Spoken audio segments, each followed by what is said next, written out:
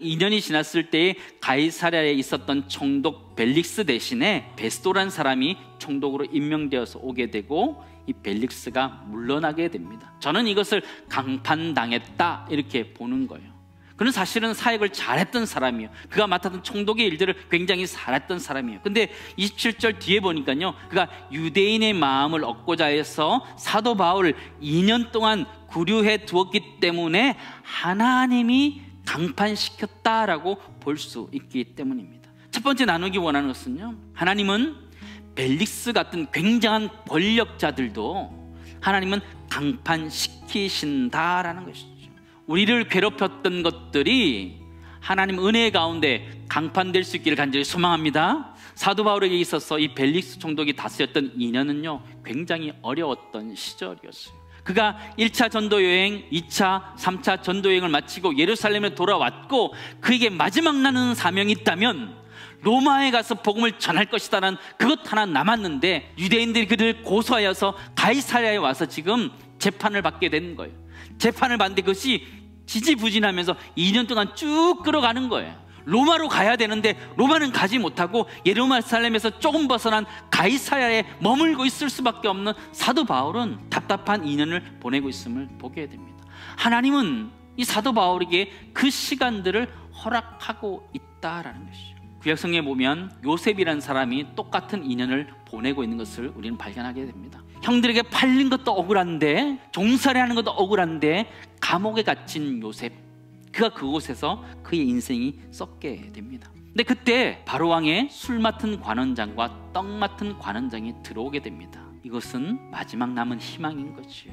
이들이 복직하게 되면 자신의 억울함들을 이야기해 줄 수 있는 유일한 자신의 기회였어요. 근데 어떻게 되었나요? 술 맡은 관원장이 요셉을 기억하지 못하고 그를 잊었더라. 기억을 못하는 정도가 아니고 그를 잊었다 그런 거예요. 잊었다 그런 거예요. 누가 그렇게 하셨을까요? 하나님이 그렇게 하신 거예요. 요셉은요 그때 사람을 의지하는 것이 아니라 하나님만을 의지하게 되는 사람으로 바뀌는 시간들을 가지게 됩니다. 사도 바울에게 그 2년을 허락하셨던 것처럼, 요셉에게 그 2년을 허락하셨던 것처럼, 고난 이 시대의 2년도 하나님께서 우리에게 주셨음을 믿습니다. 그것이 끝난 이후에 벨릭스 총독이 강판당하고 사도 바울이 등판했던 것처럼 하나님은 우리를 기억하셔서 등판시키실 줄을 믿습니다. 두 번째 나누기 원하는 것은요, 하나님의 이 내려놓음의 시간이 끝나고 나면 하나님이 우리를 등판시켜 주실 것이라는 것이죠. 우리에게 상처가 있고 어려움이 있고 제한이 있고 한계가 있어요.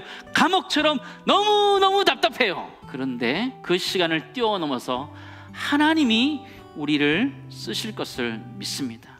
여러분, 등판할 준비가 되셨어요? 하나님이 이 시대 가운데 우리를 모세와 같이, 사도 바울과 같이, 요셉과 같이 쓰기를 원하는데 우리는 안 된다 이야기하는 거예요. 예수님의 제자들도 마찬가지였어요. 예수님의 제자들도 예수님이 맡겨진 사명을 감당하기에 그들은 너무나 역부족이었어요. 예수님이 누군지도 잘 몰랐던 제자들이기 때문에요. 그러나 예수님께서는 그들이 그 일을 감당하도록 하셨어요. 어떻게 하셨어요? 그들에게 성령을 부어주셔서 그 일을 감당하게 하시는 거예요. 내 능력으로, 내 힘으로 할 수 없지만 성령으로 덧입어서 성령이 우리에게 오심으로 인하여 그 성령이 우리를 등판하게 하실 줄을 믿습니다. 성령이 우리에게 임하실 때에 하나님 우리를 믿지 않는 가정 가운데 쓰시고 이 시대 가운데, 이 나라 민족 가운데 쓰실 줄을 믿습니다. 우리 모두가 그런 성령 충만함으로 살아갈 수 있는 내가 우리 모두의 있기를 간절히 소망합니다.